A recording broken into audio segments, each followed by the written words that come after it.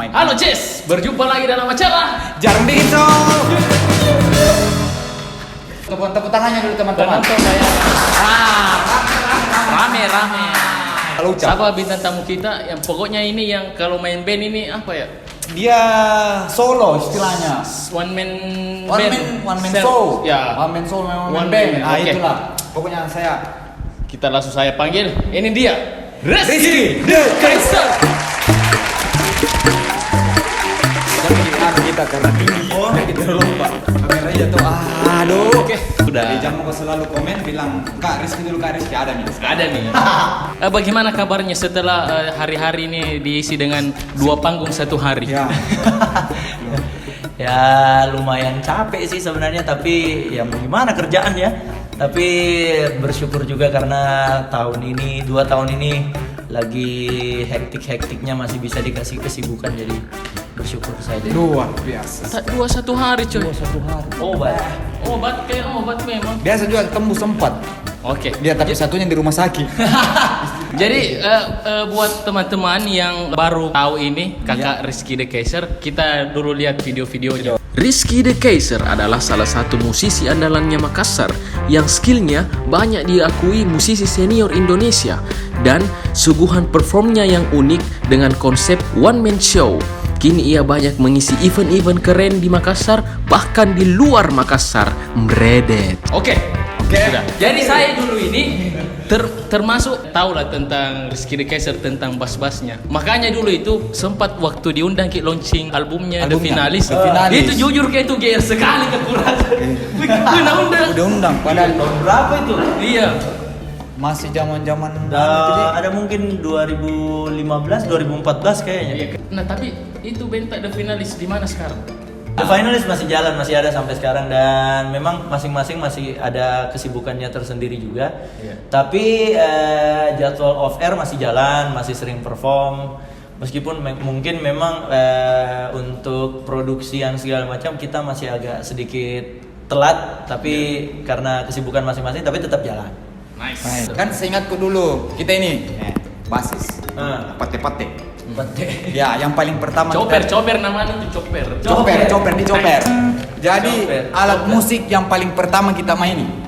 Paling pertama kita tahu maini. Saya paling pertama tahu alat musik itu gitar. Gitar. Sama gitar. kolintang. Ah, Kolintang. Jadi Kolintang. kolintang itu alat musik tradisional dari Manado. oh Manado. Kebetulan bapakku pemain kolintang. Ah, Dia juga pembuat kolintang dan mungkin salah satu dari sedikit yang bisa Mainkan dan bikin itu. di Indonesia, termasuk beliau. Jadi dari kecil karena sering lihat dia main sama keluarga juga. Jadi kami keluarga itu seniman semua. Jadi kakakku juga penyanyi, sepupu-sepupuku pemain instrumen, dan biasanya bikin ada band keluarga, dan salah satunya itu ya main kolintang itu. Jadi saya harus ikut belajar, mau tidak mau belajar main kolintang selain belajar main gitar pertama kali. Main one man band sekarang tuh Ya. apa istilahnya? Enggak apa-apa juga. Sama one man band, Ada one man one man show. show, Oke, ya. one Sama. man show.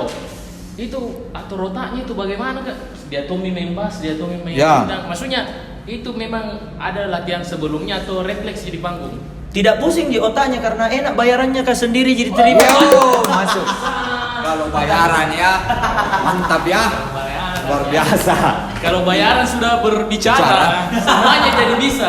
Jadi kita memperhalus karena memang itu bayaran ada bahasa halusnya. Apa itu? Waktu. Wow. Ya, tergantung Tapi waktunya. memang kalau Tergantung misalnya- waktu. Iya, tergantung waktunya ya. Tergantung waktunya. Kalau tiba-tiba misalnya ada request, langsung bisa itu. Sebenarnya sih. Jadi dulu alat itu kan namanya kalau one man show itu kan kalau dari pengertiannya itu ada 2 sebenarnya. Yang pertama, satu orang yang memainkan secara langsung berbagai macam alat musik. Mungkin banyak di YouTube itu ya. Iya. Ada dia gendong Nah, drumnya, iya. pakai harmonika, baru pakai tali dia tenang-tenang bunyi drumnya di belakang, itu salah satunya. Iya, iya. Terus yang kedua ada yang namanya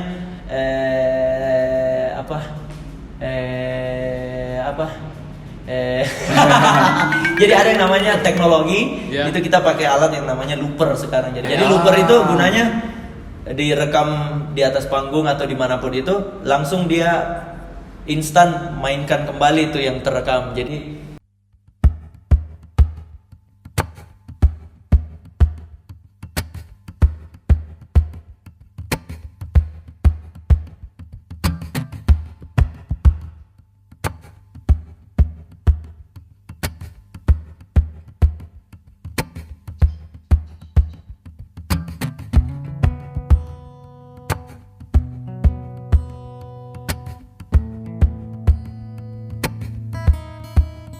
Jadi itu teknologi itu yang saya manfaatkan yang akhirnya jadi konsep saya sekarang.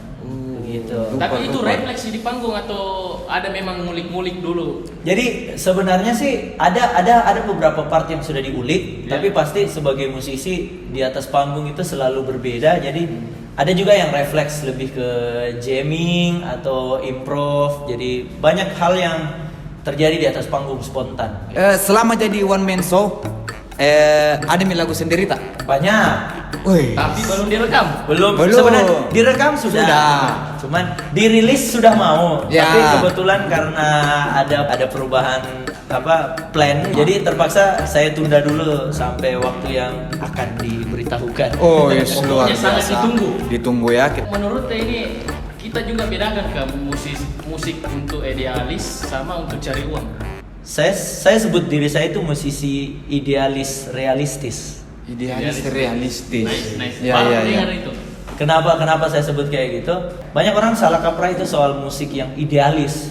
Idealis itu banyak yang orang bilang, oh dia aja yang mengerti, dia aja yang tahu, atau susah sekali musiknya dimengerti, susah sekali dicerna. beda. Lain kayak gitu. Ya itu bisa jadi, tapi kan asal katanya dari ideal. Ideal itu kan sesuai. Kalau menurut saya, ya idealis saya ialah saya mainkan apa yang saya suka, dan realistis saya ialah saya juga tetap lihat apa yang orang lain suka dan saya Yang berikan apa yang diterima mereka sama suka. orang. Karena ini terinspirasi nih pertanyaannya dari ada saya nonton juga itu Denny Casmala tuh yang gitaris juga. gitar, Dia itu main musik jazz, tapi katanya beda untuk cari uang itu dia biasa bikin soundtrack untuk film. Ya, dia bikin soundtrack iklan. Betul, bikin jingle. Ya, jadi kalau kita lihat dari dia main secara musik yang profesional dengan dia bikin jingle pasti kan beda jauh tuh. Beda sekali. Ya. Tapi dia juga akui itu biasa. beda jauh. Malu-malu, Tapi kan dari perbedaan itu kan kita bisa tahu kalau ternyata tingkatan pengetahuannya tentang musik itu malah luas. Banyak macunya pasti itu. Iya. Woi. Itu banyak maksudnya kalau Itu nanya. Apalagi kalau iklan gogos. Pernah gila iklan minyak gosok? Tidak ada, tapi semua rumah punya. Pernah tidak ditawari masuk label rekaman di Jakarta selama jadi one man show? Ini tidak mungkin, tidak ada karena ini skillnya mendunia. Bukan kau ditanya sama Iya. Sebenarnya sih pernah. Bukan pernah, banyak pasti. Banyak. Banyak Banyak, ya. Saya bukan cuma tawaran label, saya pernah ditawari. Saya kan basicnya seorang pemain bass. Saya pernah ditawari jadi pemain bass salah satu band nasional. Ada beberapa band, terus sempat diminta juga jadi session player untuk mengiringi artis-artis segala macam. Label pun ada, sempat waktu saya lama tinggal di Jakarta ada 3 atau 4 label, saya nggak usah sebut namanya semuanya, termasuk label besar, dan saya pengen terima, cuman memang pada saat itu ada beberapa deal-dealan yang tidak cocok, jadi masih depending. Dipendi musisi idola di Indonesia. Kakak Rizky. Di Indonesia, Mas. Di Indonesia saja. Saya kasih luas sekali lagi pertanyaannya, nah. Iya. Mungkin lebih ke inspirasi kali ini. Ya. Wah, inspirasi. Tapi kalau saya pribadi kalau ditanya siapa inspirasi bermusiknya, yang paling pertama itu orang sekitar saya. Yang pertama paling utama sudah jelas orang kedua orang tua saya. Woi. Jelas. Karena yang kedua adalah musisi-musisi yang pernah ketemu langsung dengan saya. Saya kebetulan pernah punya studio musik, dan di studio itu kan banyak yang sering latihan. Iya, ya. Nah, saya bisa belajar malah dari mereka. Saya nyontek. Jadi mereka lagi latihan, saya ngintip, masih SMP, SMA saya ngintip. Terus, begitu cara mainnya. Turun, saya copy, Bi. Saya belajar, saya kembangkan sendiri jadinya sekarang. Meskipun memang kalau ditanya siapa idolanya di Indonesia, saya punya pemain bass kayak Thomas Ramdan, ada Om Indro Harjodikoro, Fajar Adi Nugroho. Tapi secara impact pengaruhnya langsung ke saya kan tidak sebesar orang-orang yang ada di sekitar. Jadi orang-orang terdekat. saya juga termasuk orang yang budayakanlah bilang siapa inspirasimu. Kayak ini dua ini inspirasiku juga ini. Aduh, Dua ini. Jangan. Menjilat ya. Enggak usah ya, didengar ya. Enggak usah ya. Enggak usah ya. Enggak usah ya. Seperti Nggak usah. itu. Iya. Ada juga gitaris terkenal satu itu. Apa itu? Abu Gilbert ya. Jadi ini orientasi musiknya itu terhenti di zaman-zaman bumerang. Iya. Dia lagunya aja bumerang, pelangi itu jangan tahu. Ya, sebagai orang awam tuh lihat ya, pemain musik itu biasa kalau satu kali kita dengar lagu langsung dapat kuncinya. Itu bagaimana sih caranya itu latih kepekaan seperti itu?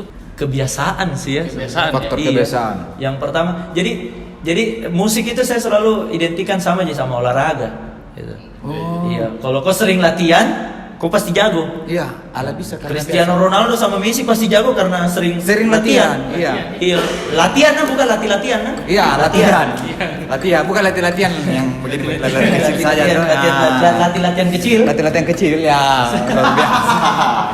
Ini terakhir dari saya ini ya. Ya, apa itu?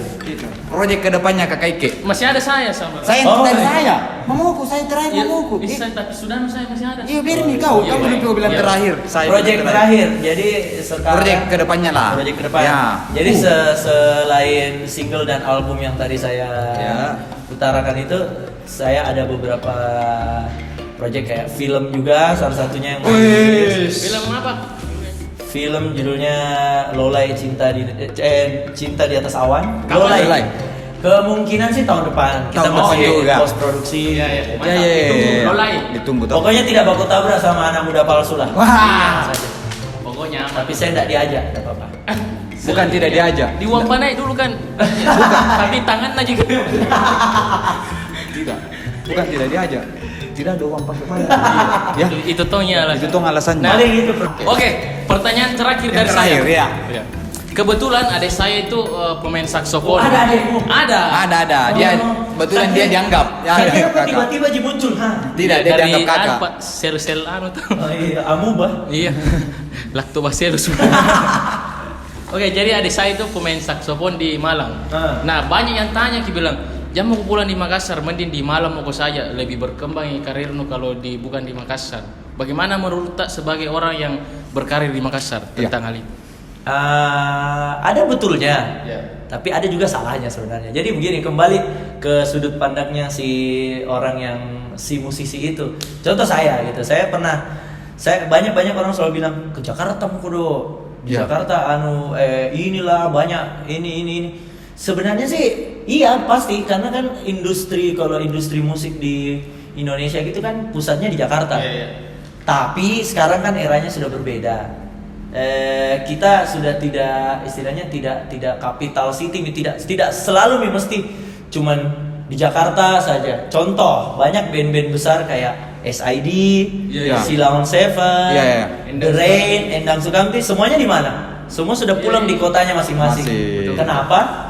Karena kita sudah tidak perlu cari band di satu kota aja, cari yang di Jakarta aja karena lebih dekat. Tidak, kalau memang kalian punya potensi yang bagus, biar kau ada di ujung Papua lagi, kalau kau bagus pasti dipanggil.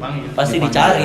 Tapi sebenarnya sih kalau untuk menambah pengalaman, karena kan tiap kota punya budayanya beda, dan otomatis budaya itu ada pengaruhnya sama musik juga dengan kebiasaan sehari-hari, sangat ada perlunya. Saya tipikal salah satu orang yang mendukung kalau ada anak band. Saya selalu bilang ke Jakarta lah. Jangan tinggal, tinggal. Jalan-jalan mau dulu lihat atmosfernya, ketemu anak band di sana, karena pasti pada saat dia mau pulang kembali ke Makassar, ada pasti yang berubah. Cara pikirnya, paradigmanya, sampai mungkin cara bermusiknya juga bisa berbeda untuk musisi gitu. Begitu sih. Betul. Sepakat. Kayak baru Ini gak kau ke sadar. Jakarta kamu ganti model rambutmu tuh. Bisa. Pas Jantung pulang, ya. iya. Saya kalau cukur kayak orang stroke. Iya. Ini ada tantangan ini. Tapi kalau Anda mau bayar 1 M enggak apa-apa. Saya ikhlaskan dia botak. Lagi-lagi Saya ambil. uangnya Anda ini terlalu uang sekali. Iya, memang saya Pokoknya waktu saya. Tergantung waktu. Saya biar teman saya habisi kalau ya. Ya, makasih banyak. Terima kasih Siap. banyak Kakak Ike, sukses Sukses terus. terus buat Tuming Abu ya. Pokoknya Kakak Ike yang bosan-bosan nanti kalau Siap. dipanggil lagi. Dah. Oke, saya Tuming. Saya Abu. Saya Rizky. Kembali lagi dalam acara Jarmegi Show.